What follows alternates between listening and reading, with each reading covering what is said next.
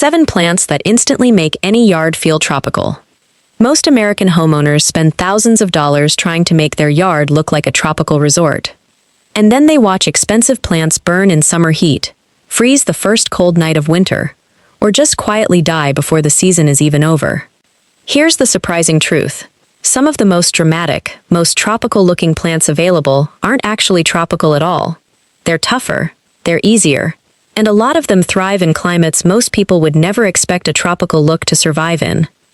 One plant near the end of this video can completely transform an ordinary backyard into something that looks like a luxury vacation resort, and it's hardy in far more of the country than you'd guess. Here's what you're about to get.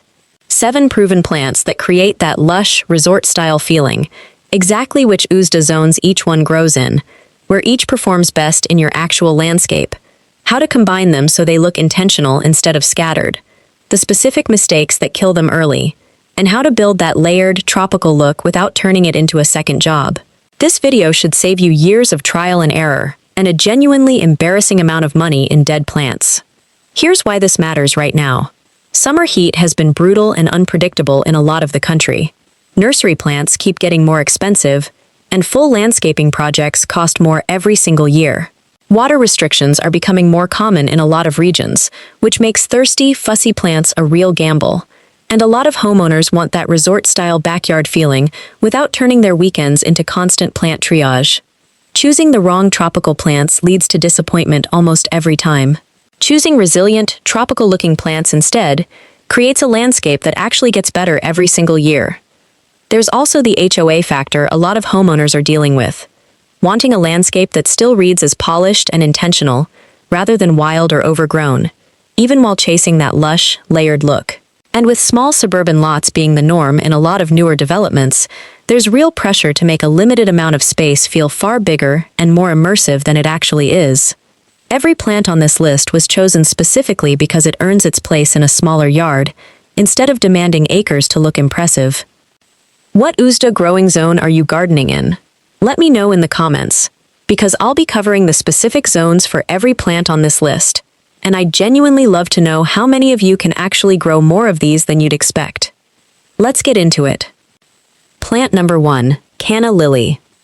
Canna lily creates that tropical appearance almost instantly, with broad, paddle-shaped leaves that look like they belong somewhere far more exotic than a typical American backyard, topped with tall spikes of vivid red, orange, yellow, or pink blooms through summer. It grows reliably in zones 7 through 10, and gardeners in cooler zones can still grow it by digging up and storing the rhizomes over winter, which is far less work than it sounds. Mature plants typically reach 3 to 6 feet tall and 2 to 3 feet wide, depending on the variety. It wants full sun for the boldest color and the most vigorous growth, though it tolerates a bit of afternoon shade in the hottest climates. It prefers consistently moist, rich soil, and it actually thrives near a pond edge or a low spot in the yard that stays a bit damper than average. Water requirements are moderate to high, especially during active summer growth, but it handles brief dry spells without major drama. Heat tolerance is excellent, genuinely thriving in the kind of scorching July and August heat that wilts a lot of other flowering plants. Cold tolerance depends heavily on the zone, dying back to the ground in winter in cooler areas but returning reliably from the rhizome each spring where it's hardy. Growth speed is fast, often reaching full size within a single season, which matters if you're trying to establish a tropical look without waiting years.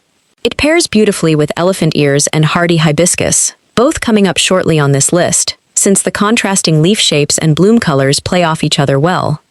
Best location is along a border, near a water feature, or as a bold vertical accent behind lower plantings. The common mistake is planting it in soil that dries out too much between waterings, which noticeably stunts both leaf size and bloom production. Maintenance level is low to moderate, mainly deadheading spent blooms and dividing overcrowded clumps every few years. It works well in large containers too, as long as the container holds consistent moisture. American gardeners love canna lily because it delivers genuinely dramatic color and foliage with very little fuss, and it transforms a plain border into something that looks curated within a single growing season. Picture a warm evening, the light going gold, and those tall red blooms catching the last bit of sun above a wall of deep green foliage. That's the scene canna lily is capable of creating in an ordinary backyard border. But the next plant solves a problem almost every homeowner runs into: an ordinary garden bed that just feels flat and one-dimensional no matter what's planted in it. Goo. Plant number 2, elephant ear. Elephant ear earns its name honestly, producing some of the largest, most dramatic leaves you can grow outdoors in a temperate climate, often 2 to 3 feet long on a single leaf, instantly reading as tropical from across the yard. It's reliably hardy in zones 8 through 11, and like canna lily, gardeners in colder zones can grow it as a dramatic seasonal feature and either treat it as an annual or dig up and store the tuber over winter. Mature size varies significantly by variety, ranging from 3 feet tall for compact types up to 6 or 7 feet for the larger cultivars, with a similar spread. It grows best in partial shade to filtered sun in hotter climates, since intense afternoon sun can scorch those massive leaves, though it tolerates more sun in cooler, more humid regions. It wants rich, consistently moist soil, and like canna lily, it's genuinely happy in a low, damp corner of the yard other plants struggle with. Water requirements are high.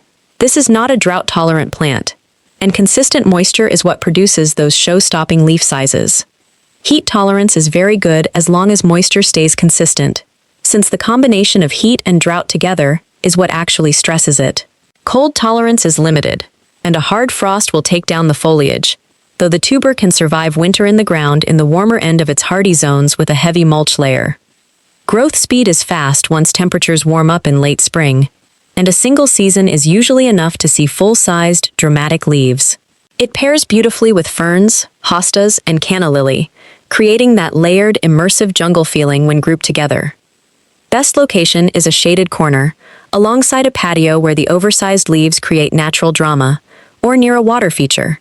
The common mistake is planting it in full, intense afternoon sun in a hot climate, which scorches and shreds the leaves within days. Maintenance level is low once established, mainly consistent watering and an annual mulch refresh.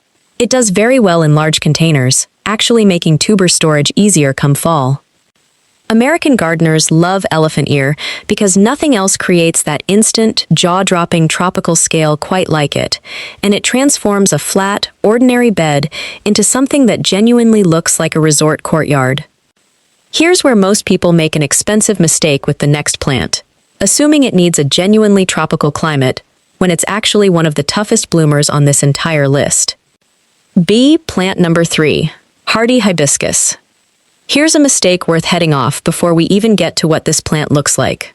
Every spring, gardeners assume hardy hibiscus died over winter because it's one of the slowest perennials to emerge from bare ground, and they dig it up or plant right on top of it. It hadn't died, it was just waiting. That patience pays off, because hardy hibiscus produces some of the largest flowers of any perennial you can grow. Some varieties producing blooms the size of a dinner plate, in shades of deep red, pink, and white, against broad, tropical-looking foliage. And this is genuinely one of the most surprising entries on this list, for a different reason too. It's reliably hardy in zones 5 through 9, which covers a huge portion of the country most people would never associate with a tropical look. Mature size typically reaches 3 to 7 feet tall and 3 to 4 feet wide, depending on variety, making it a substantial, structural plant in the landscape. Growth speed is fast once it does emerge, often going from bare ground in spring to a full, blooming plant by midsummer. It wants full sun for the best blooming, though it tolerates light afternoon shade in the hottest regions. It prefers rich, consistently moist soil and, once again, does especially well in a slightly damp spot in the landscape. Water requirements are moderate to high during active growth and blooming. Heat tolerance is excellent, genuinely thriving through the hottest stretches of summer without slowing down, and cold tolerance is where it really earns its spot on this list, dying back completely to the ground each winter and returning reliably from the root system each spring, even after a genuinely harsh one. It pairs well with canna lily and ornamental grasses, giving contrast between its enormous flowers and finer textured companions. Best location is as a bold focal point in a border or near a patio where those massive blooms can be appreciated up close. Maintenance level is low, mainly cutting back the dead stems in late winter before new growth begins. It can work in a large container, though it performs best with the root room of open ground. American gardeners love hardy hibiscus, specifically because it delivers a genuinely tropical, resort-style bloom in climates that get real winters, proving that a tropical look doesn't require a tropical climate at all. Wait until you see how professionals combine this next plant with the ones we've already covered, because it adds the one element a tropical landscape genuinely needs, and most gardens are missing. Plant number 4, Fatsia japonica. Fatsia japonica brings deep, glossy, almost architectural foliage to the shadier parts of a landscape, with large, hand-shaped leaves that create an immediate lush, jungle-like feeling anywhere natural light is limited. It's hardy in zones 7 through 10, and it's one of the relatively few plants on this list genuinely built for shade, rather than tolerating it as a compromise. Mature size typically reaches 6 to 10 feet tall and equally wide over time, making it a substantial shrub-sized presence in the landscape. It thrives in partial to full shade, and in fact, too much direct sun can scorch its glossy leaves, which makes it a genuine solution for the shaded side yards and under tree areas most homeowners struggle to make look intentional. It prefers rich, well-draining soil with consistent moisture. Water requirements are moderate, appreciating regular watering without wanting to sit in soggy ground. Heat tolerance is good in shaded conditions, though it can struggle in full, intense summer sun. Cold tolerance is solid within its hardy zones, handling occasional light frost without major dieback. Growth speed is moderate, filling in steadily over a couple of seasons rather than exploding overnight. It pairs beautifully with ferns and hostas, all sharing that shade-loving, textural foliage that builds a genuinely immersive, layered look. Best location is a shaded side yard, beneath larger trees, or along a north-facing wall where little else thrives. The common mistake is planting it in too much direct sun, expecting it to behave like a full-sun plant, which leads to scorched, unhappy foliage. Maintenance level is low, mainly occasional pruning to control size if it outgrows its space.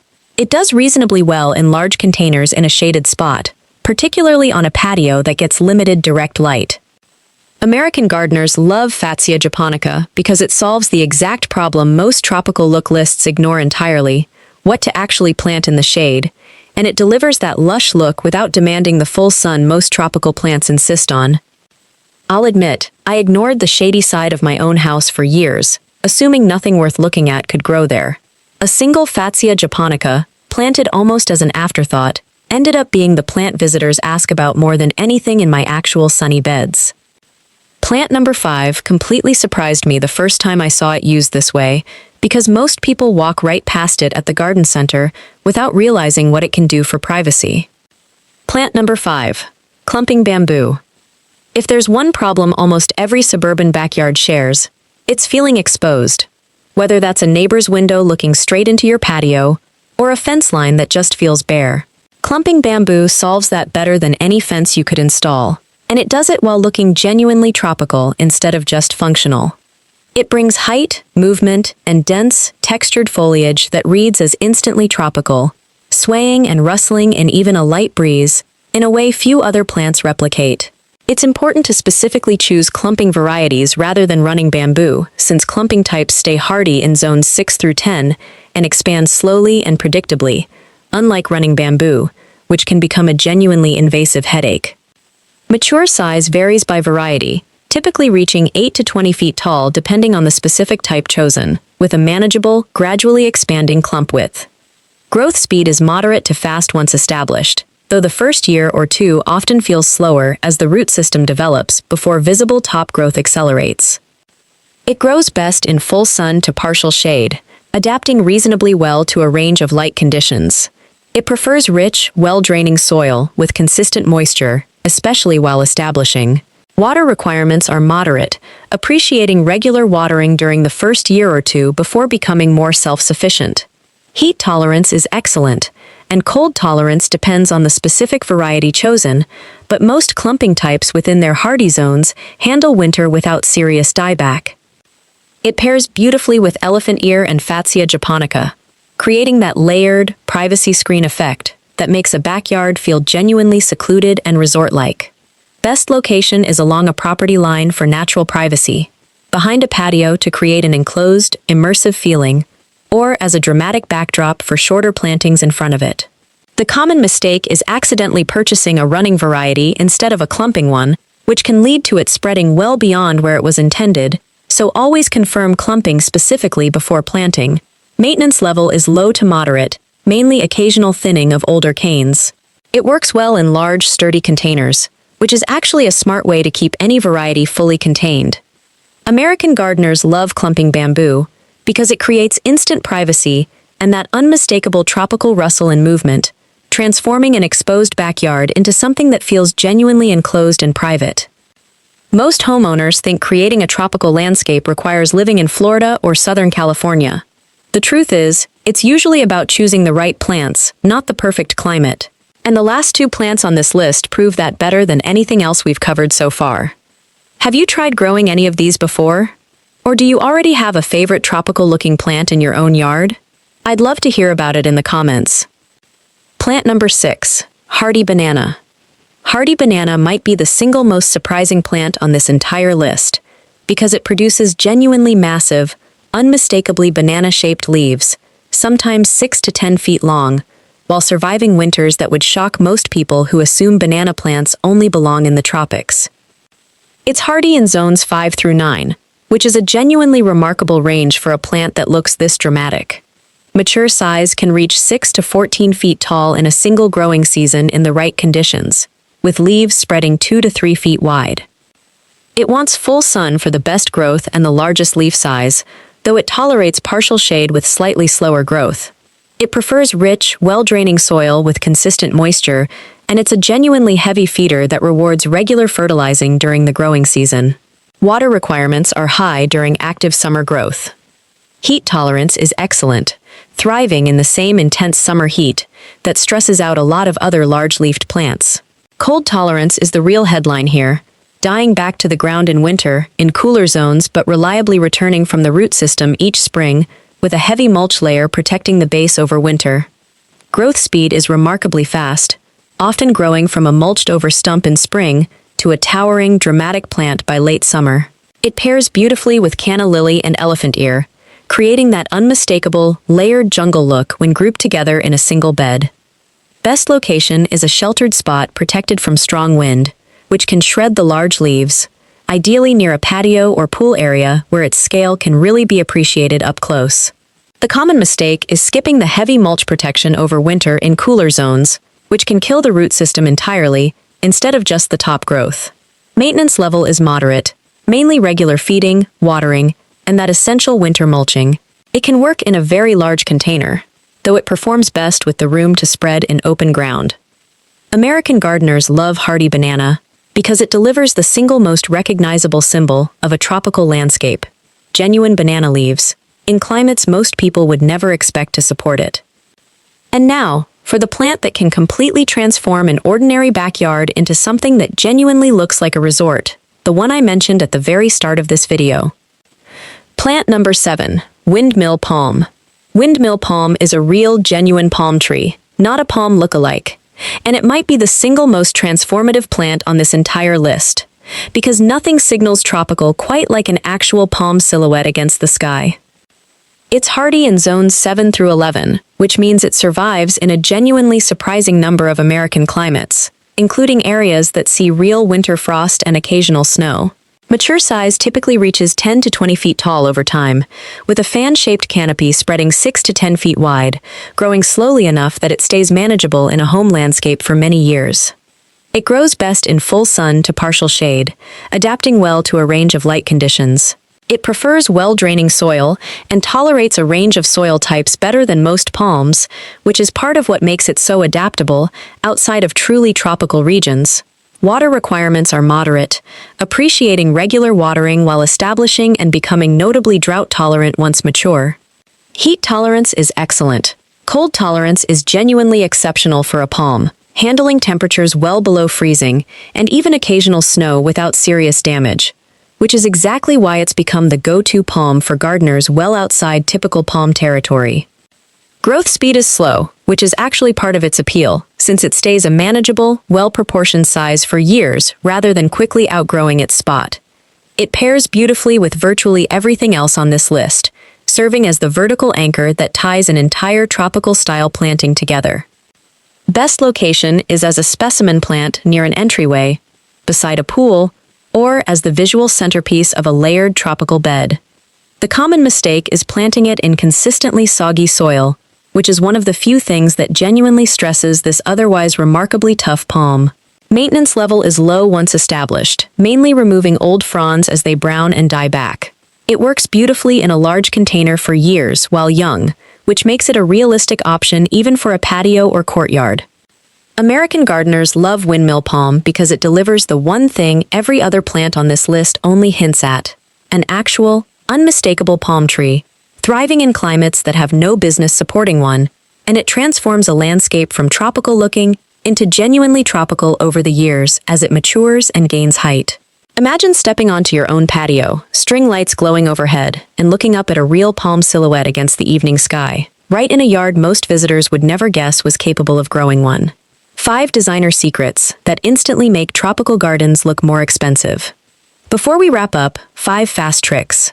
No zones, no maintenance schedules, just how professionals arrange what you're already planting. Layer your heights. Low ground covers up front, canna lily and hardy hibiscus in the middle, hardy banana and windmill palm anchoring the back. That's the depth resort landscapes are built on. Repeat your foliage. Don't plant one of everything. Cluster the same plant or the same leaf shape in 3s and 5s instead of scattering singles throughout the bed. Contrast your textures.